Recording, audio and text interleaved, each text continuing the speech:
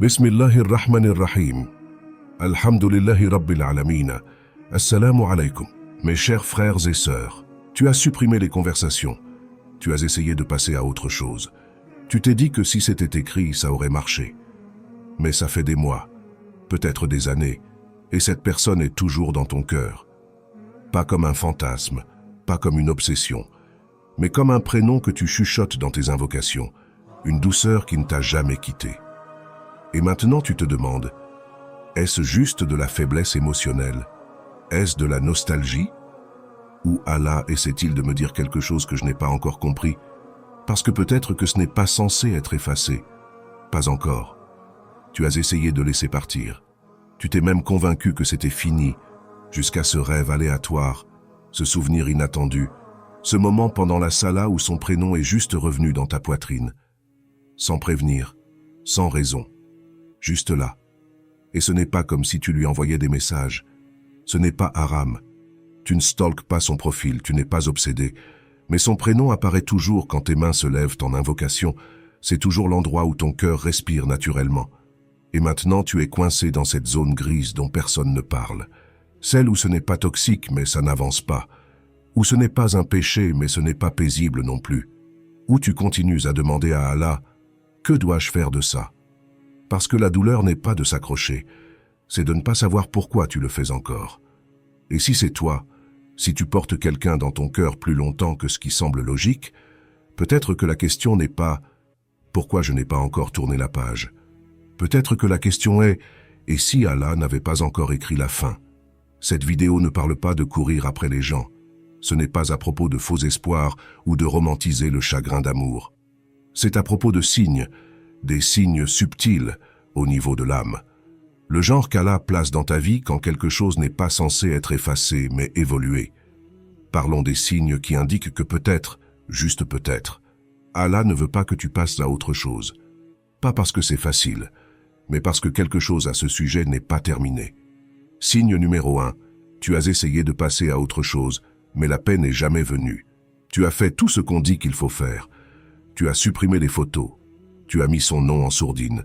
Tu as même essayé de parler avec quelqu'un d'autre, espérant que peut-être la distraction ferait ce que les invocations n'ont pas fait. Mais peu importe combien de fois tu t'es dit « c'est fini, j'ai tourné la page », ça n'a jamais semblé terminé. Et c'est la partie étrange, non? Tu n'essayais pas de t'accrocher. Tu suppliais Allah de te laisser lâcher prise. Tu voulais la clôture, tu voulais la paix. Mais tout ce que tu as eu, c'est le silence. Pas la paix. Juste le vide. Tu allais bien pendant un moment, jusqu'à ce que quelque chose de petit, une voix, une odeur, un verset aléatoire, rouvre ta poitrine. Et soudain, tout revenait en flot.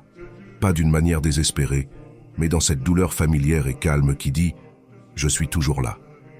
C'est là que la confusion frappe, parce que le chagrin d'amour vient généralement avec le chaos, les pleurs, le manque, les erreurs. Mais ça, c'est silencieux. Tu ne pleures plus sur cette personne, mais tu n'es toujours pas guéri. Tu n'espères pas qu'elle t'envoie un message, mais son nom vit toujours dans tes invocations. Tu ne regrettes pas le drame, tu ne veux même pas qu'elle te poursuive. Tu veux juste comprendre pourquoi ton âme n'a pas avancé alors que ton esprit l'a déjà fait. Et peut-être que c'est parce que ce que tu essayais de laisser partir n'était jamais censé être libéré. Pas encore. Peut-être que ce que tu appelais passer à autre chose, Allah l'appelait pause. Parce que quand une connexion est destinée à ta croissance, elle ne quitte pas ta poitrine juste parce que le temps a passé. Elle part quand la leçon est complète, quand la mission est terminée, quand la saison de cet amour se termine. Et si tu le sens encore, pas dans la luxure, pas dans le fantasme, mais dans un désir calme et centré qui ne crie pas mais qui reste juste là, ce n'est pas un péché. C'est un signe. Tous les retards ne sont pas des rejets. Tous les silences ne sont pas des non. Parfois, quand Allah veut te faire grandir à travers quelqu'un, il ne l'efface pas. Il garde juste l'histoire jusqu'à ce que vous soyez tous les deux prêts à la terminer de la bonne manière. Et si c'est là où tu en es maintenant, tu n'as pas besoin d'avoir honte de toujours t'en soucier. Tu n'étais pas faible. Tu as juste avancé avec tes mains pendant que ton âme est restée en arrière. C'est exactement là qu'Allah voulait qu'elle attende. Signe numéro 2. Tes invocations reviennent toujours vers cette personne sans que tu le forces. Tu ne pensais même pas à elle. Tu as ouvert tes mains et son prénom est juste apparu. Pas fort, pas dans le besoin.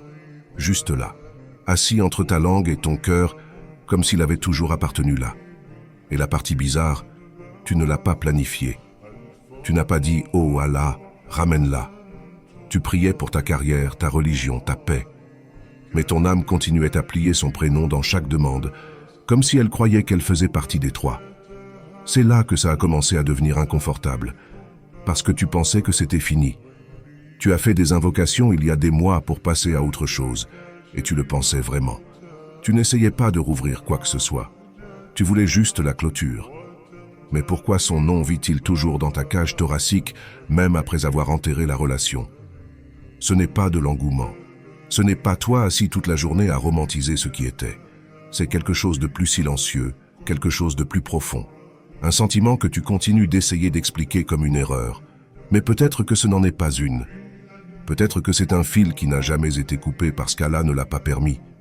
Peut-être que tu as fait cette invocation à l'époque en pensant que c'était à propos d'elle, mais c'était vraiment à propos de toi devenant prêt. Parce que le cœur ne parle pas en fantasme quand tu es en sajda. Il ne ment pas quand ton front est au sol. Et si tu continues à la trouver dans les moments où tu es le plus proche d'Allah, ça signifie quelque chose. Pas tout, mais quelque chose. Tu n'es pas obsédé. Tu n'es pas désespéré. Tu es juste hanté par une prière que tu ne voulais pas répéter, mais qui continue en quelque sorte à revenir. Et voici la partie que la plupart des gens ignorent. Si tu n'as pas planté cette pensée, et qu'elle continue à revenir quand ton âme est la plus pure, et si ce n'est pas un test? Et si c'était une guidance déguisée en désir ardent? Pas le genre qui te précipite vers le haram, mais le genre qui chuchote « Attends, attends juste ». Parce que parfois, Allah retarde une connexion non pas pour te punir, mais pour te préserver. Signe numéro 3. Si c'était juste de la luxure, tu aurais déjà oublié. Tu as déjà désiré quelque chose pendant des semaines, puis finalement l'avoir obtenu, et 2 heures plus tard, tu en as marre? C'est comme ça que la luxure fonctionne. Elle brûle chaud, vite, puis meurt en silence. Mais ça ne brûle pas. Ça persiste. Tu es passé des semaines, même des mois sans la voir. Pas de textos, pas de messages vocaux. Peut-être qu'elle est passée à autre chose. Peut-être que toi aussi. Mais d'une manière ou d'une autre, elle vit toujours gratuitement dans ta poitrine. Pas comme un fantasme, mais comme une paix inachevée. C'est la différence. La luxure vit dans le corps, mais ça vit dans tes invocations. La luxure veut maintenant, mais ça, c'est étrangement patient, silencieux, lourd. Ça ne te distrait pas. Ça te concentre. Comme si tu ne la poursuivais plus. Tu poursuis la version de toi qui pourrait gérer un amour comme ça, de la bonne manière. Et peut-être que c'est pourquoi ça n'est pas parti. Parce que ce n'était pas juste à propos de l'attraction. C'était à propos de la transformation. Ce n'était pas juste la chimie. C'était la responsabilité. Tu as vu tes défauts autour d'elle. Tu as vu les parties de ta religion que tu devais reconstruire. Tu ne te sentais pas complet avec elle. Tu te sentais convaincu. Et ce qui est fou, c'est que cette version de toi, celle qui pourrait se présenter avec un iman complet, un respect de soi total, sans jeu, tu es toujours en train de la devenir. C'est pourquoi ça fait mal. C'est lié à la personne que tu essaies de devenir. Ce n'est pas à propos d'elle. Ça ne l'a jamais vraiment été. C'est à propos du toi qui n'existait que quand elle était là. Et peut-être, juste peut-être, qu'Allah ne te rappelle pas d'elle pour te briser, mais pour te reconstruire en quelqu'un qui pourrait enfin mériter un amour comme ça. Pas un amour qui te fait glisser, mais un qui te fait monter. Signe numéro 4. Chaque fois que tu t'éloignes, tu vois des signes qui te ramènent. Tu t'es dit que c'était fini. Tu le pensais même vraiment. Tu as supprimé son numéro, caché les vieilles photos, bloqué son compte.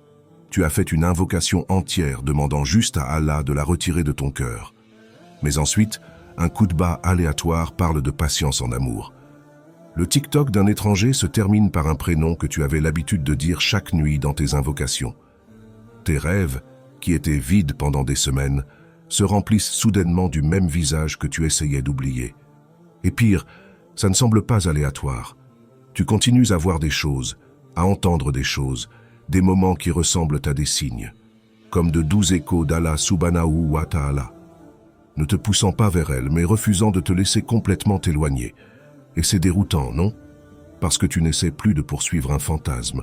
Tu ne demandes même pas à être avec elle. Tu veux juste la paix. Mais la paix ne vient pas. Et à la place, les signes arrivent. Alors tu commences à douter. Est-ce mon esprit qui me joue des tours? Est-ce Shaitan qui joue avec mon cœur? Ou est-ce vraiment Allah qui me dit « pas maintenant mais pas jamais » Parce que certaines personnes n'apparaissent pas pour rester. Elles apparaissent pour te réveiller, pour sortir ton cœur du pilote automatique, pour te rappeler à quel point tu es capable de te soucier profondément, pour te montrer où ton iman se brise sous la pression et où il pourrait être reconstruit plus fort. Et peut-être qu'Allah laisse ces signes se répéter, non pas pour te tourmenter, mais pour te tester. Pas pour te garder coincé dans des cercles, mais pour voir si tu avanceras avec intention. Des limites plus fortes, une vision plus claire, un cœur pur. Parce que soyons honnêtes, si c'était purement un test de Shaitan, ce serait tentant. Mais ça semble différent. Ce n'est pas séduisant, c'est sobre. Et si quelque chose te ramène chaque fois que tu essaies de lâcher prise, ne demande pas juste pourquoi elle. Demande, qu'est-ce qu'Allah essaie encore de m'enseigner à travers ça? Signe numéro 5. Tu te rapproches d'Allah subhanahu wa ta'ala à cause de cette attente. Tu pensais que le poids te briserait. Mais silencieusement, sans même le remarquer, tu as commencé à guérir dans des endroits qui n'avaient rien à voir avec elle. Tu te réveilles pour tahajjud maintenant. Pas parce que tu la supplies de revenir, mais parce que quelque chose dans ta poitrine sait enfin où se tourner quand les choses deviennent lourdes. Tu as appris à chuchoter des invocations en faisant la vaisselle, à parler à Allah avec tes propres mots, pas juste des phrases mémorisées, à pleurer sans avoir besoin de réponse. Et d'une manière ou d'une autre, cette attente, les questions sans réponse, le silence, la douleur lente qui ne part jamais complètement, est devenue la raison pour laquelle tu as commencé à te souvenir d'Allah davantage. Tu avais l'habitude de demander « Pourquoi Allah ne l'a-t-il pas retiré de mon cœur ?» Maintenant tu demandes « Qu'est-ce qu'Allah fait grandir à l'intérieur ?» Parce que parfois, Allah subhanahu wa ta'ala te laisse attendre non pas pour elle, mais pour la version de toi qui peut gérer ce qui est écrit. Peut-être que cette personne n'était pas toi il y a quelques mois. Peut-être que tu n'étais pas encore assez fort pour aimer sans attachement, pour te soucier sans contrôler, pour vouloir quelqu'un sans en faire ta qibla. Et c'est fou, non?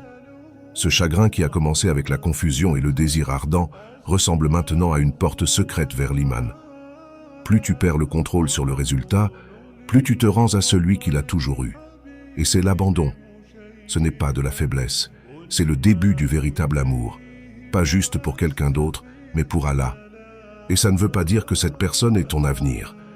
Mais ça veut dire que tu deviens quelqu'un qui est finalement prêt, pour ce qu'Allah sait qui t'appartient. Alors peut-être que la raison pour laquelle tu ne peux pas passer à autre chose n'est pas parce que tu es faible ou obsédé ou désespéré. Peut-être que c'est parce qu'Allah a encore une leçon qui se déroule à travers l'attente. Peut-être que ce n'est pas la fin. Peut-être que ce n'est même pas le milieu. Peut-être que c'est juste une pause sacrée. Un endroit où ton cœur rencontre finalement ton iman. Parce que voici la chose que personne ne te dit. Tous les retards ne sont pas un non. Parfois, Allah subhanahu wa ta'ala met l'histoire en pause pour préparer les personnages. Et si tu as l'impression d'être coincé dans cette pause, ne pas avancer mais ne pas reculer non plus, peut-être que ce n'est pas une punition. Peut-être que c'est une protection. Le prophète Muhammad sallallahu alayhi wa sallam a dit « Sache que ce qui t'a atteint n'était jamais censé te manquer, et ce qui t'a manqué n'était jamais censé t'atteindre. » Et il a aussi dit « Personne ne s'en remet à Allah subhanahu wa ta'ala, et Allah ne le déçoit. » Alors arrête de paniquer à propos de l'inconnu. Arrête d'écrire des fins tragiques dans ta tête. Si Allah subhanahu wa ta'ala garde quelqu'un dans ton cœur tout en te faisant grandir spirituellement en même temps, peut-être que tu n'es pas censé l'effacer. Juste ne pas l'idolâtrer. Et si tu te sens toujours coincé, dis cette simple invocation. Doucement, comme un chuchotement entre les blessures. « Oh Allah, si cette personne est écrite pour moi, protège ce chemin et prépare-nous tous les deux. Mais sinon, protège-moi de ce que je veux et ramène-moi à ce dont j'ai besoin, avec paix. » Si tu as senti que cette vidéo a sculpté un morceau de ton âme, ne fais pas défiler en silence. Laisse cette courte invocation dans les commentaires pour celle que tu attends, ou pour la guérison que tu n'as jamais eue. Oh Allah, si elle est destinée pour moi, prépare nos cœurs. Like la vidéo si elle t'a aidé à respirer à nouveau. Et abonne-toi, parce que ce n'est pas juste du contenu, C'est un voyage de redécouverte d'Allah subhanahu wa ta'ala à travers les émotions les plus difficiles. Ensemble,